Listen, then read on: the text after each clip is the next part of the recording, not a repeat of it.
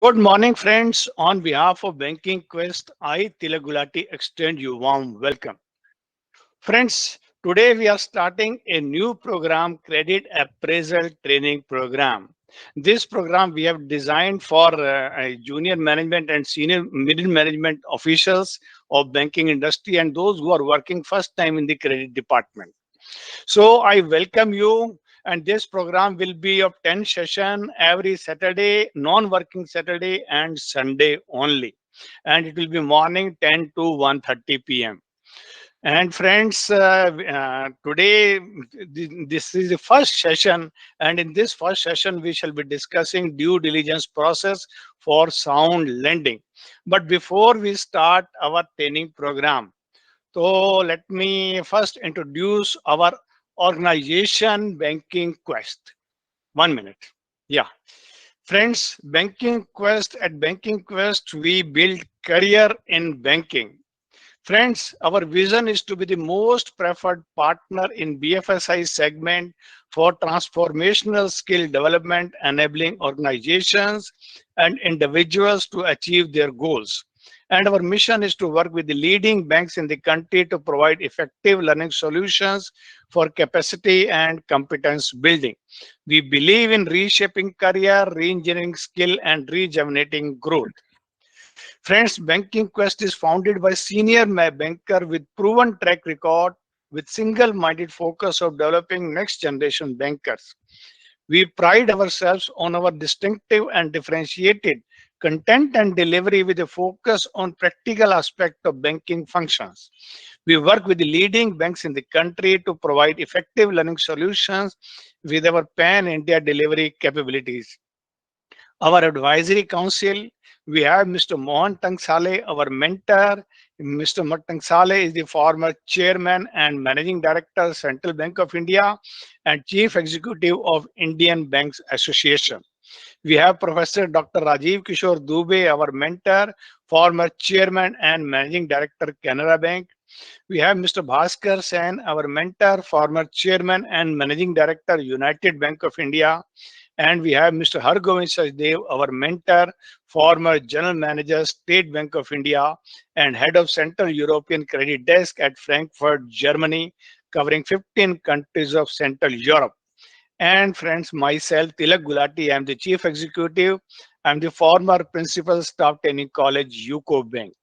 Our achievements so far, we have given training to more than 9,000 bankers successfully. We have trained officials of 25 banks, including public sector, private sector, payments banks, and regional rural banks.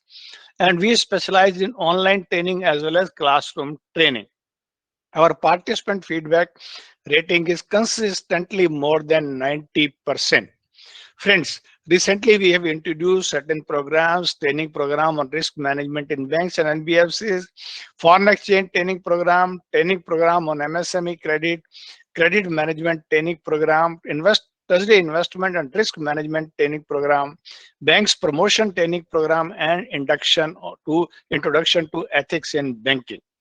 And friends, we give support for developing training content and meet diverse needs of banking professionals. We have a management team which possesses more than 300 plus years of total experience. We have the capability for large scale pan India training rollout, and we have a pool of highly experienced and credible faculty. We design and customize the training program as per the needs. We have 12 large clients serving, and we are growing, friends. We have Canara Bank, Union Bank of India, Bandhan Bank, Federal Bank, Punjab National Bank, State Bank of Mauritius, Exim Bank, UCO Bank, Bank of Maharashtra, Bank of Baroda, Janata Sahkari Bank, and Hindustan Aeronautics Limited. We can be contacted on this address. Friends, it gives me immense pleasure that for today, for inauguration is this program, we have with us Mr. Hargovind Sachdev, former General Manager, State Bank of India. So, friends, sir, Mr. Hargovind Sachdev also our mentor. I give you heartiest welcome to you, sir. And sir, please, I would request the participants to please guide the participants because they are all junior management level professionals in the banking industry. They have to go a long way in leading the banking industry in India. Friends, let me introduce Mr. Hargovind Sachdev over here. Mr. Hargovind Sachdev is the former General Manager, State Bank of India. He has got 39 years of banking experience, having occupied senior position in UCO Bank, United Bank of India, State Bank of Patiala, State Bank of Travancore, State Bank of India, where he headed the Central European Credit Desk at Frankfurt, Germany. Mr. Hargovind Sachdev is the mentor to our organization, BankingQuest. I extend you heartiest welcome, sir. Kindly inaugurate this training program, sir, with your brief address to the participants. Thank you, sir. Very good morning to each and everyone associated with us. On behalf of BankingQuest, kindly accept my respects to each one of you for having spared your invaluable time at this holiday hour and in search of and in pursuit of banking knowledge.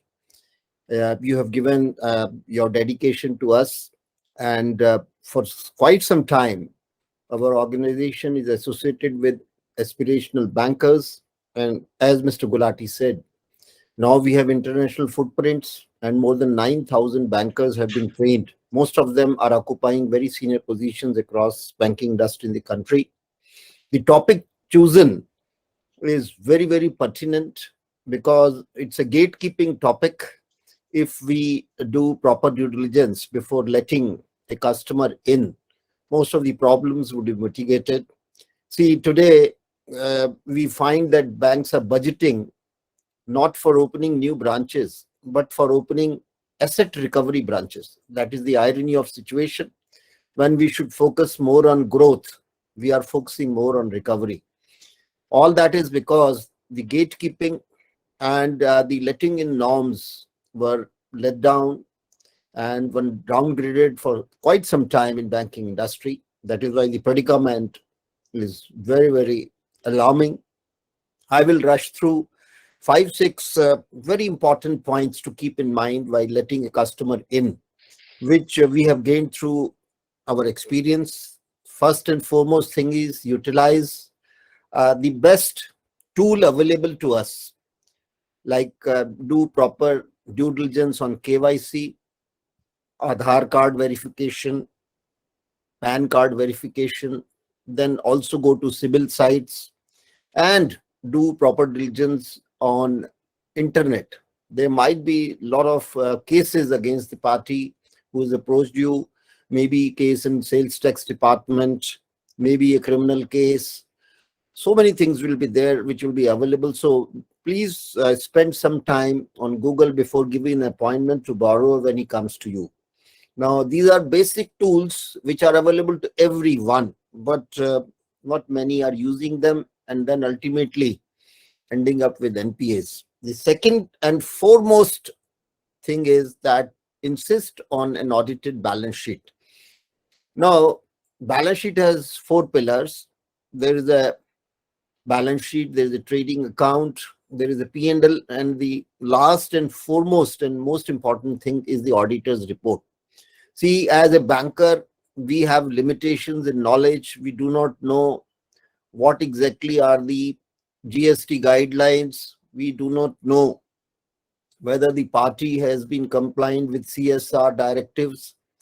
There are many things which an auditor in his audit report clearly articulates. So moment the party comes, insists that he should come with a complete balance sheet and start with the audit report, because there he will tell you that this account has defaulted in its term loan repayment to some term lender, or it is not an ongoing company, or there is a sales tax litigation going on. If all these things are going on, please fold your hands and decline very politely, because the problem starts at this place itself. When we overlook the litigations of the party, the non-compliances to the statutory laws and rules of the party, whether he is deposited provident fund, whether he is depositing TDS in time, whether he is paying salaries on time, all these things they show you whether the viability of the proposal will sustain. or whether this account will become an NPA. Now, having done this due diligence, try to understand the business cycle of the person. See, there will be people coming to you whose debts will be realized in 15 days, 30 days, 60 days, 90 days. But then you get a lot of contractors whose business cycles, they get realized in more than 120 days. So your money, they may be able to roll over only 3 times in a year. And if they are dealing with big contracts, sometimes due to quality or due to budget constraints on the counterparty side, the payment will not come. That will make your account NPA. Such people come with huge securities. They'll say they have a house worth 5 crores, you give them 1 crore, and we get tempted. We say there is a good security. But what happens is the cash flow mismatches create that account NPA, and there are no buyers to buy a property with 5 crores, available, especially when entire transaction has to be done through wide payments. So these are the issues which you must do immediately when the person comes. Verify KYC, do the due diligence on his identity, then see and understand his business cycle. If it is a prolonged working capital cycle, say no. There are other lenders, NBFCs, who can take that risk, but as a bank, we should not finance people who consume lot of time in turning around the working capital funds. Then, of course, we have to see that these people are respected in society. They are number 2 and 3. They must disclose whether there is a lot of attrition in the company. A lot of people are resigning, joining. This fellow is not paying salary on time. If these features, they are found out to be satisfactory, then go for accepting his application. Otherwise, say no. I will just briefly take a screen for showing this thing. When I was posted at State Bank of India, Frankfurt, Germany, we had sanctioned one loan of 650 million euros to Siemens AG.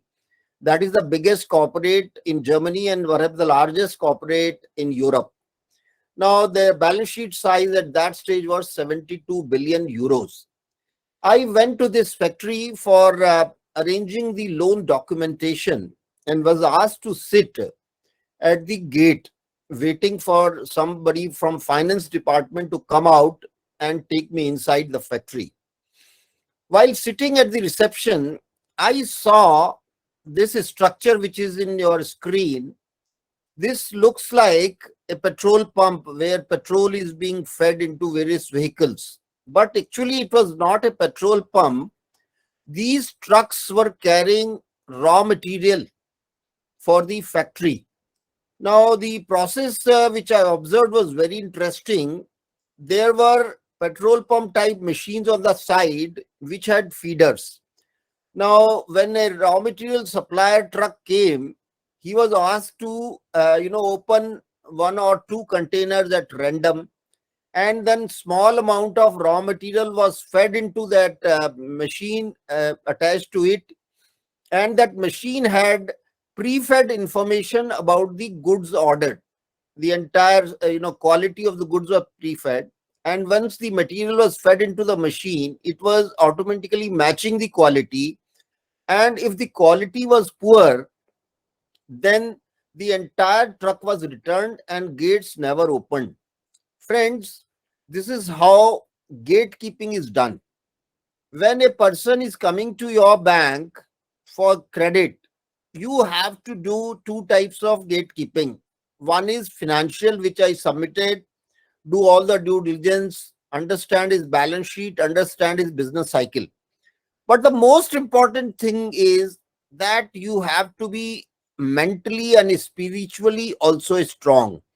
What happens is, we are not very confident of the character of the person, and if we do not test it, then we end up in problems. The value of the character should be more than the value of the collateral security he is offering. Then only he can remain a good customer. We should do gatekeeping. We should see that if person is not having good reputation, then like these trucks, the quality inferior trucks which are returned, by seamen at the gate itself, you should also send back a bad customer from the gate itself. Otherwise, for years together, the bank will have problems. I am very delighted that Mr. Gulati has started this class session on such an important topic. And if all of you do gatekeeping initially and exercise and stretch yourself best, I'm sure there will be no NPS in your branch and you will be winners and occupy higher chairs in banking. With these words, I wish this program a great success and thank all of you, to participate in this and enhance your knowledge. Thank you, Mr. Gulati. Thank you, sir. Thank you very much, sir. You have given a good start to this training program. I think that you have summed up the entire training program in your brief address. So nice of you. Thank you, sir. And we shall abide by your guidance, and we shall conduct the training program so as to make the young bankers well versed with the banking aspects, how they should do credit appraisal. Thank you, sir. Thank you very much, sir.